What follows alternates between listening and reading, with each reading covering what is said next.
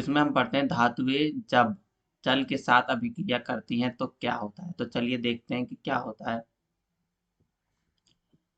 तो देखिए, जल के साथ अभिक्रिया करके धातुएं हाइड्रोजन गैस तथा धातु ऑक्साइड उत्पन्न करती हैं। जो धातु ऑक्साइड जल में घुलनशील है, जल में घुलकर धातु हाइड्रोक्साइड प्रदान करते हैं, लेकिन सभी धातुएं जल के साथ अभिक्रिया नहीं करते। तो इसकी देखिए रिएक्शन लिखिए कि धातु जल के साथ रिएक्शन करेगी तो धातु ऑक्साइड बनाएगी और प्लस हाइड्रोजन गैस को क्या करेगी, निष्कासित करेगी। और देखिए, धातु ऑक्साइड का जब जल के साथ रिएक्शन कराएंगे तो क्या होगा, धातु हाइड्रोक्साइड मिलेगा हमें, ठीक है। तो चलिए अब देखिए, पोटेशियम एवं सोडियम जैसी धातुएं ठंडे जल के साथ तेजी से अभिक्रिया करती हैं। सोडियम तथा पोटेशियम की अभिक्रिया तेज तथा ऊष्माक्षेपी होती है। ऊष्माक्षेपी क्या, हमने पहले ही पढ़ा था। ऊष्माक्षेपी मतलब जो ऊष्मा को निकालती है ना, वो अभिक्रिया जिसमें रिएक्शन, सॉरी, वो अभिक्रिया जिसमें ऊष्मा निकलती है, जिसमें हीट निकलती है, गर्मी निकलती है, उन्हें कहते हैं ऊष्माक्षेपी होती है। अब देखिए कि इससे उत्सर्जित हाइड्रोजन तत्काल प्रज्वलित हो जाती है। अब देखिए इतनी ऊष्माक्षेपी होती है, जो सोडियम और पोटेशियम की जो अभिक्रिया रिएक्शन होती है, इतना ऊष्माक्षेपी, उसमें इतनी हीट निकलती है, जो उसमें हाइड्रोजन उत्सर्जित होता है, निकलता है, वो तुरंत ही क्या होता है, ज्वलित हो जाता है, तुरंत जल जाता है। तो देखिए इसके रिएक्शंस ये लिखे हैं। पोटेशियम को जल के साथ रिएक्शन किया, पोटेशियम हाइड्रोक्साइड किया और H2O और उसमें ऊर्जा निकली। ऐसे ही सोडियम के साथ की और सोडियम हाइड्रोक्साइड मिला और H2 मतलब H2 गैस निकली और उसमें ऊर्जा मिली। अब देखिए, जल के साथ कैल्शियम की अभिक्रिया थोड़ी धीमी होती है।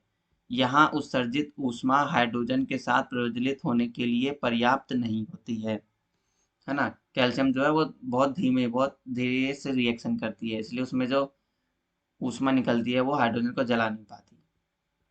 देखिए इसका ये रिएक्शन लिखा हुआ है। तो चलिए, है ना, क्योंकि उपरोक्त अभिक्रिया में उत्पन्न हाइड्रोजन गैस के बुलबुले कैल्शियम धातु की सतह पर चिपक जाते हैं। है ना, ध्यान से देखिए, जो हाइड्रोजन के बुलबुले होते हैं वो कैल्शियम की धातु, है ना, ये जो अभी हमने रिएक्शन देखी ये वाली अभिक्रिया जो देखी, इसमें देखिए जो हाइड्रोजन गैस हैगी निकली, जो क्या कहते हैं, कैल्शियम की जो धातु होती है, कैल्शियम धातु उसकी सतहों पर चिपक जाते हैं हाइड्रोजन गैस के जो बुलबुले होते हैं, जिसकी वजह से क्या होता है, ये कैल्शियम तैरना प्रारंभ कर देता है, जिसकी वजह से पानी पे तैरता है। तो ये क्वेश्चन भी आपसे पूछ सकता है कि कैल्शियम जब हम पानी में डालते हैं कैल्शियम धातु को, तो वो तैरने क्यों लगती है, क्योंकि उसमें से जो हाइड्रोजन गैस निकलती है ना, उसके बुलबुले कैल्शियम धातु पर चिपक जाते हैं उनके सतहों पर और वो तैरना प्रारंभ कर देती है। तो चलिए देखते हैं, मैग्नीशियम शीतल जल, शीतल मतलब ठंडा, मैग्नीशियम शीतल जल के साथ अभिक्रिया नहीं करता है, परंतु गर्म जल के साथ अभिक्रिया करके वह मैग्नीशियम हाइड्रोक्साइड एवं हाइड्रोजन गैस उत्पन्न करता है। ठीक है, अब देखिए, क्योंकि हाइड्रोजन गैस के बुलबुले मैग्नीशियम धातु की सतह से चिपक जाते हैं, अतः यह भी तैरना प्रारंभ कर देता है। तो आपके ये दो एग्जाम्पल होगा, एक तो ये आपका कैल्शियम जो कि तैरता है किसकी वजह से, हाइड्रोजन बुलबुलों की वजह से, और एक मैग्नीशियम। तो ये आप याद रखिएगा। अब चलो आगे, aluminium ion iron aluminium iron तथा जिंक जैसी धातुएं ना तो शीतल जल के साथ और ना ही गर्म जल के साथ अभिक्रिया करती हैं, लेकिन भाप के साथ अभिक्रिया करके यह धातु ऑक्साइड तथा हाइड्रोजन प्रदान करती है ना। तो ये एल्यूमिनियम और आयरन और जिंक जो है, ये तीनों पदार्थ जो है ना तो गर्म जल के साथ और ना ही ठंडे जल के साथ रिएक्शन करती हैं, लेकिन ये भाप के साथ रिएक्शन करती हैं, वेपर के साथ, है ना। जो पानी हम उबालते हैं तो भाप निकलती है, वही भाप। इनके देखिए रिएक्शन देख लीजिएगा आप, है ना। एल्यूमिनियम और जल के साथ रिएक्शन करें तो एल्यूमिनियम ऑक्साइड जो अभी हमने ऊपर पढ़ा था, है ना, कि जो धातु जल के साथ कहते हैं तो एक धातु ऑक्साइड बनता है और H2 मतलब हाइड्रोजन मिलता है हमें, वही है। अब देखिए, लेड कॉपर सिल्वर तथा गोल्ड जैसी धातुएं जल के साथ बिल्कुल अभिक्रिया नहीं करती। तो ये देखिए कौन कौन से लेड नहीं करती, ना ही कॉपर करता है, ना सिल्वर करता है, ना गोल्ड करता है। तो चलिए अब देखते हैं क्या होता है जब धातुएं अम्लों के साथ अभिक्रिया करती हैं। अब देखिए, अब हम अम्लों के साथ धातुओं के रिएक्शन कराएंगे, है ना, एसिड के साथ रिएक्शन कराएंगे। तो देखते हैं क्या होता है। तो देखिए, जब धातु की जल के साथ जब धातु की अम्ल के साथ रिएक्शन कराते हैं तो लवण और हाइड्रोजन गैस मिलती है हमें, है ना। ये चाहे आप यहाँ धातु कोई सी भी धातु ले लीजिए और अम्ल में कोई सा भी अम्ल ले लीजिए। तो चलिए देखते हैं नीचे। तो देखिए, जब धातुएं नाइट्रिक अम्ल के साथ, है ना, नाइट्रिक अम्ल, ये देखिए इसका सूत्र, नाइट्रिक अम्ल के साथ अभिक्रिया करती है तब हाइड्रोजन गैस उत्सर्जित नहीं होती है, क्योंकि, अब देखिए इसका रीजन, एक प्रबल ऑक्सीकारक होता है। अब ये ऑक्सीकारक क्या होता है?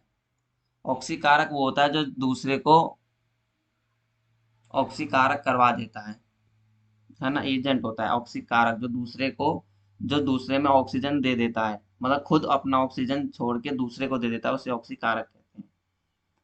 जो उत्पन्न H2 को ऑक्सीकृत करके जल में, है ना, जो उत्पन्न H2, अब जो उसमें हाइड्रोजन उत्पन्न हुई है उसको ऑक्सीकृत यानी उसमें ऑक्सीजन की मात्रा बढ़ाकर जल में परिवर्तित कर देता है।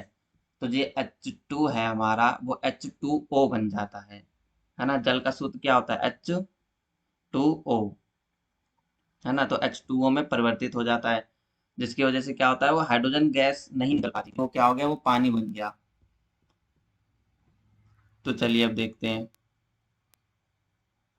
अब देखिए, जल में परिवर्तित कर देता है एवं स्वयं नाइट्रोजन के किसी ऑक्साइड जैसे कि N2O या NO और NO2 में अपचयित हो जाता है ना। अपचयित हो जाता है यानी ऑक्सीजन को छोड़ के दिया उसने और खुद अपचयित हो गया,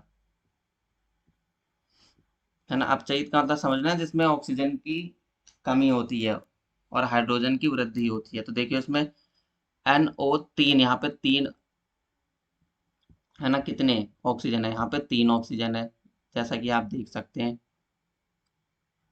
है ना। यहाँ पे देखिए 3 ऑक्सीजन हैंगे ना, और यहाँ पे देखिए एक ऑक्सीजन की कमी है, यहाँ पे देखो 2 ऑक्सीजन की कमी, यहाँ पे भी देखो 2 ऑक्सीजन की कमी है, और यहाँ पे भी देखो 1 ऑक्सीजन की कमी, तो ये अपचयित हो गए।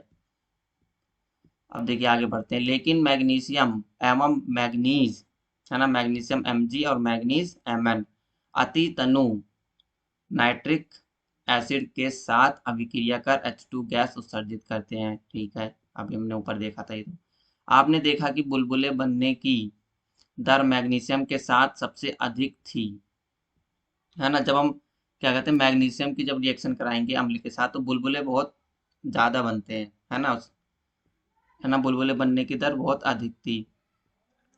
इस स्थिति में अभिक्रिया सबसे अधिक ऊष्माक्षेपी थी। ठीक है, तो ये ऊष्माक्षेपी अभिक्रिया है। तो यहाँ पे देखिए इन्होंने इसकी अभिक्रियाशीलता को दर्शाया कि सबसे ज्यादा अभिक्रियाशील कौन है, magnesium, then aluminium, then zinc और देन आयरन, फेरस आपका। अभिक्रियाशीलता इस क्रम में घटती है अम्ल के साथ। अब देखिए, कॉपर किसी स्थिति में ना तो बुलबुले बनते हैं और ना ही ताप में कोई परिवर्तन होता है। इससे पता चलता है कि कॉपर तनु हाइड्रोक्लोरिक एसिड के साथ अभिक्रिया नहीं करता है। तो ये भी आपको याद रखने वाली थी, इसलिए मैंने ये सब जो है हाईलाइट कर रखे हैं ताकि आप अपने बुकों में भी निशान लगा लें और इसे पढ़ते रहें। अब देखिए क्या आप जानते हैं, इसे भी पढ़ लेते हैं। देखिए एक्वा रेजिया बहुत इंपॉर्टेंट। देखिए एक्वा रेजिया रॉयल जल का लैटिन शब्द 3:1 के अनुपात में सांद्र, है ना, सांद्र मतलब जिसमें एसिड की मात्रा ज्यादा होती है और पानी की मात्रा कम होती है, हाइड्रोक्लोरिक अम्ल एवं सांद्र नाइट्रिक अम्ल का ताजा मिश्रण होता है। यह गोल्ड को गला सकता है, जबकि दोनों में से किसी अम्ल में अकेले यह क्षमता नहीं होती है। तो एक्वा रेजिया भवकता द्रव होने के साथ प्रबल संक्षारक है। यह उन अभिक्रमों में से एक है जो गोल्ड एवं प्लेटिनम को गलाने में समर्थ होता है। तो अब देखिए हमने क्या किया, सांद्र हाइड्रोक्लोरिक और अम्ल सांद्र नाइट्रिक एसिड यानी अम्ल को 3:1 के अनुपात में जब इनको मिक्स किया तो एक एक्वा रेजिया एसिड मिला, जो कि बहुत ही खतरनाक एसिड है ना, जो कि गोल्ड को भी गला देता है, जो कि सोने को भी गला सकता है, लेकिन ये अकेले नहीं गला सकते। ना तो HCl गला सकता है अकेला, और ना ही नाइट्रिक एसिड गला सकता है अकेले। चलिए तो आगे देखते हैं। देखिए, अन्य धातु लवणों के विलयन के साथ धातुएं कैसे अभिक्रिया करती हैं। अब देखते हैं, जो अन्य धातुएं होती है वो लवणों के विलयन, है ना, लवणों के विलयन, विलयन मतलब तो आपको पता ही है ना, सॉल्यूशन टाइप का सॉल्यूशन, है ना। लवणों के विलयन के साथ धातुएं कैसे अभिक्रिया करती हैं, तो चलिए देखते हैं। तो देखिए, अभिक्रियाशील धातु अपने से कम अभिक्रियाशील धातु को उसके यौगिक के विलयन या गलित अवस्था से विस्थापित कर देता है ना। तो ये विस्थापन अभिक्रिया करते हैं, जो कि हमने चैप्टर में पढ़े हैं, पिछले चैप्टरों में।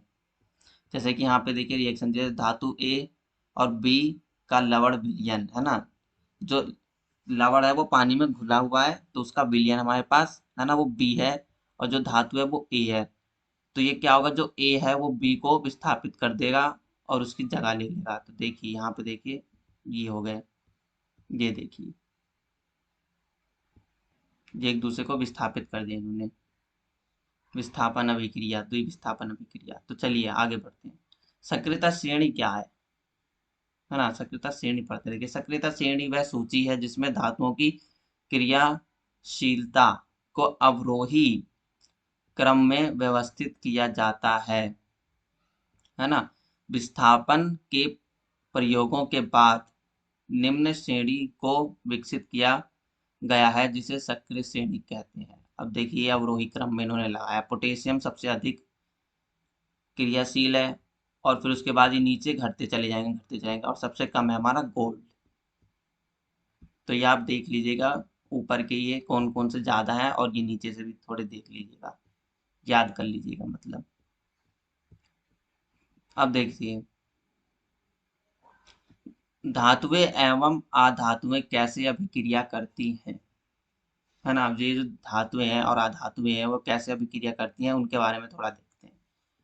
अब ये देखिए, संयोजकता कोश पूर्ण होने के कारण, है ना, ये जो संयोजकता कोश है, संयोजकता कोश उनकी जो सेल होती है, इलेक्ट्रॉन के सेल होते हैं, जो बाहरी सेल होते हैं, उनमें संयोजकता होती है ना। संयोजकता पढ़ी होगी आपने 9वीं में, है ना। जो कितने इलेक्ट्रॉन कम है उनको पूरा करने के लिए, या कितने इलेक्ट्रॉन ज्यादा है, तो वो देने और लेने की जो इलेक्ट्रॉन की क्षमता होती है, उन्हीं को संयोजकता कहते हैं। देखिए, होने के कारण उत्कृष्ट गैसों की रासायनिक अभिक्रिया बहुत कम होती है ना। जो कि संयोजकता कोष पूर्ण होने के कारण, जो कि उनकी संयोजकता कोष होती है वो पूरे होते हैं, मतलब भरे हुए होते हैं, संतुलित होते हैं, के कारण उत्कृष्ट गैसों की, उत्कृष्ट गैसें कौन सी होती हैं हमारी, जैसे हीलियम हो गई, जियोन हो गई, आर्गन हो गई, गैसों की रासायनिक अभिक्रिया बहुत कम होती है। इनकी जो बाहर वाले सब सेल होते हैं, जो बाहर वाले सेल होते हैं वो फिल्ड होते हैं इलेक्ट्रॉनों से, 8 8 8 या 2 2 2 से भरे हुए होते हैं। जैसे आपका आर्गन हो गया, आर्गन के जो लास्ट इलेक्ट्रॉन होता है, जब उसे आप 2 8 और फिर 8 करेंगे तो ये पूरा हो जाएगा, है ना। 18 उसका क्या होता है, एटॉमिक नंबर 18 होता है। तो देखिए 2 8 8, तो देखिए उसका बाहर का जो सेल है वो पूरे 8 से भरा है। तो ये जो उत्कृष्ट गैस होते हैं, रासायनिक अभिक्रिया बहुत कम होती है इसी वजह से। अब देखिए, तत्वों की अभिक्रियाशीलता को संयोजकता कोष को पूर्ण करने की प्रवृत्ति के रूप में भी समझ सकते हैं। अब देखिए, यहाँ से पढ़ते हैं। अब देखिए, हम देख सकते हैं कि सोडियम परमाणु के बाह्यतम कोष में केवल एक इलेक्ट्रॉन है ना।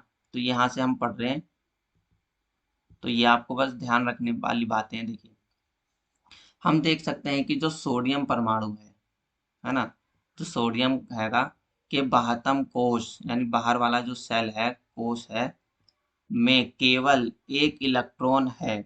यदि यह अपने एम कोष में एक इलेक्ट्रॉन को त्याग देता है ना, एम कोष यानी तीसरा कोष, के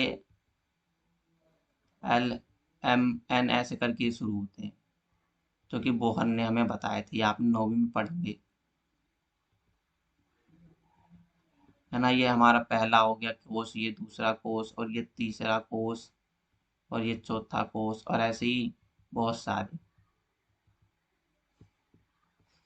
तो देखिए, है ना, यदि यह अपने m कोष से एक इलेक्ट्रॉन को त्याग देता है तब l कोष इसका 72वां कोष बन जाता है ना। ये तो हमें पता है, जैसे कि ये सोडियम का मान लीजिए, ये एक प्रोटॉन है उसके बीच में, है ना, और ये इसके हमने सेल, सब सेल बना दी, एक, ये दो, और ये तीन।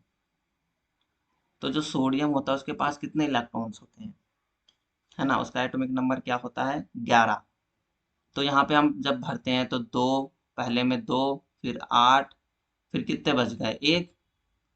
तो अब हमने देखा है या तो यहाँ 8 होना चाहिए था, है ना, यहाँ पे 8 होने चाहिए थे, उसके कोष में 8 इलेक्ट्रॉन होने चाहिए थे, लेकिन यहाँ पे एक है। अगर ये एक इलेक्ट्रॉन जो है वो बाहर निकाल देता है अपने इस वाले सेल से, 72वां सेल से बाहर निकाल देता है, तो इसके अंदर अभी 8 बचे हैं ना इस वाली सेल में। ये देखिए यहाँ पे 8 है, तो ये 72वां बाहर वाला कोष हो जाएगा, ये वाला कोष जो है वो हट जाएगा, तो फिर ये क्या हो जाएगा, संतुलित हो जाएगा। तो ये यही करते हैं। तो देखिए यहाँ पे अब देखते हैं, तो ये हमारा जो है ये के हो गया, ये वाला कोष के था, ये एल था, और ये वाला एम था जो सबसे बाहर वाला था, और इसके बाहर वाले होंगे वो एन हो जाएंगे, फिर इसके बाद ऐसे चलते रहेंगे। तो देखिए एम कोष से एक इलेक्ट्रॉन को त्याग देता है तब एल कोष इसका 72वां कोष बन जाता है, जिससे स्थायी अष्टक उपस्थित हो जाता है। अष्टक मतलब 8 इलेक्ट्रॉन का। इस परमाणु के नाभिक में 11 प्रोटॉन हैं, लेकिन इलेक्ट्रॉनों की संख्या 10 होने के कारण धन आवेश की अधिकता होती है तथा यह सोडियम धनायन, ये देखिए सोडियम प्लस, उसके ऊपर ये देखिए प्लस लगा हुआ है ना, प्रदान करता है, क्योंकि इसे एक इलेक्ट्रॉन दे दिया और इसके बीच में क्या थे, जितने इलेक्ट्रॉन होते उतने ही प्रोटॉन होते हैं, तो इसने एक इलेक्ट्रॉन निकाल दिया तो उस पर एक प्रोटॉन ज्यादा हो गया, मतलब एक पॉजिटिव चार्ज ज्यादा हो गया, इसलिए इसके ऊपर एक पॉजिटिव चार्ज लग गया। अगर ये दो इलेक्ट्रॉन्स निकाल देता तो दो प्रोटॉन निकल जाते, लेकिन ये दो निकालेगा नहीं, क्योंकि ये अब यहाँ पे पूर्ण हो गया, मतलब संतुलित हो गया।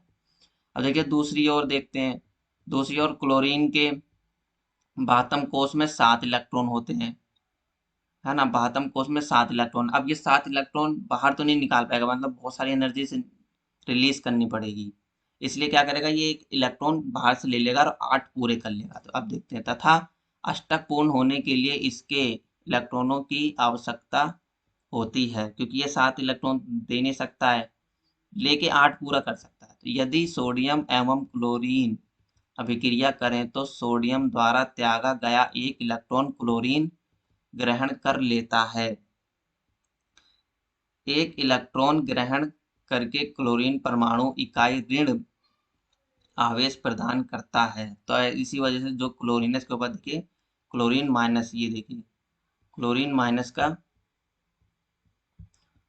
वो लगा, साइन लगा हुआ है, चार्ज लगा, देखिए 1 माइनस, क्योंकि इसने एक इलेक्ट्रॉन ले लिया, इसने अब उधार ले लिया, ऋण ले लिया, इसलिए इस पे एक माइनस चार्ज आ गया। माइनस क्यों हो गया, क्योंकि इलेक्ट्रॉन क्या होता है, नेगेटिव होता है, अब इस पे नेगेटिव चार्ज बढ़ गए, इसलिए इस पे माइनस लग गया। अगर ये 2 ले लेता तो 2 माइनस लगता।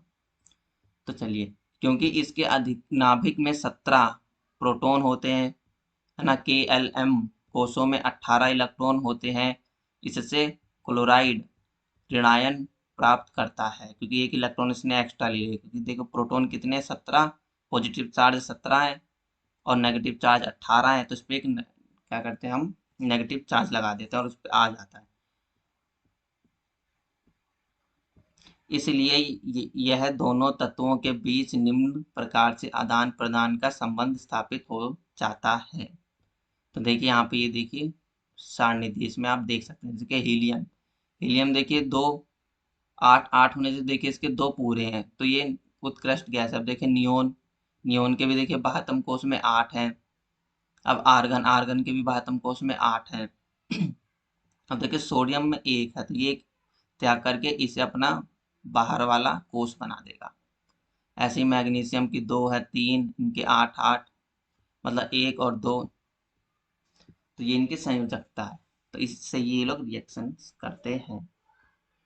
और ये देखिए विपरीत आवेश होने के कारण सोडियम तथा क्लोराइड आयन परस्पर आकर्षित होते हैं। हमें पता है कि पॉजिटिव और जो नेगेटिव होते हैं वो आपस में क्या करते हैं, आकर्षण करते हैं, अट्रैक्टिव होते हैं, है ना, आकर्षण करते हैं। तो वही बता रहा है, आकर्षित होते हैं तथा मजबूत स्थिर विद्युत बल में बंधकर सोडियम क्लोराइड NaCl बनाते हैं, जो हमारा नमक होता है, के रूप में उपस्थित रहते हैं। तो आप समझ गए कैसे रिएक्शंस होती हैं, क्यों होती हैं, है ना, क्या होते हैं, संतुलित होने के लिए रिएक्शंस करते हैं। अब देखिए, ध्यान देने योग्य बात है कि सोडियम क्लोराइड अणु के रूप में नहीं पाया जाता, यह बल्कि विपरीत आयनों का समुच्चय होता है ना। विपरीत विपरीत आयनों के है ना, कि जो सोडियम है वो देखिए प्लस है, ये देखिए प्लस है, और जो क्लोरीन है वो क्या है, वो माइनस है। तो ये क्या है, विपरीत आयनों के हैं। तो यही बता रहा है वो। तो आपके जो पेपरों में है ना, ये बनाने को आ सकता है। ये आपको बोल देगा कि सोडियम क्लोराइड का निर्माण करके दिखाइए, तो आपको ये फिगर बनाना रहेगा, ये ठीक है। तो ये आपको बनाना रहेगा, ये पूरा ऐसे सोडियम ने एक इलेक्ट्रॉन निकाला, पॉजिटिव चार्ज बन गया, क्लोरीन ने एक इलेक्ट्रॉन ग्रहण किया, नेगेटिव बन गया, तो ये दोनों की ये रिएक्शन हुई, तो ये सोडियम क्लोराइड बन गया। ऐसे ऐसे ही आपका मैग्नीज का Mg+2, उसने देखिए 2 इलेक्ट्रॉन निकाले इसलिए 2+ आया, क्लोरीन ने 1 निकाले तो क्लोरीन पे -1 आया, तो Mg ने 2 क्लोरीन के साथ रिएक्शन करी तो MgCl2 आया, तो मैग्नीशियम का निर्माण हो गया। अब देखिए, धातु से अधातु में इलेक्ट्रॉनों के स्थानांतरण से बने यौगिकों को आयनिक यौगिक या विद्युत संयोजन यौगिक कहा जाता है। तो ये आपको याद रखना है कि संयोजन यौगिक क्या होते हैं, विद्युत संयोजन यौगिक क्या कहते हैं, और आयनिक यौगिक क्या होते हैं, है ना। जिन पे आयन होते हैं वो आयनिक यौगिक होते हैं, यानी चार्ज होते हैं, जिन पे प्लस माइनस आयन होते हैं वो यौगिक हो गए। तो इसके आगे हम नेक्स्ट वीडियो में अब पढ़ेंगे। अगर वीडियो अच्छी लगी तो लाइक और सब्सक्राइब कर दीजिएगा। Thank you.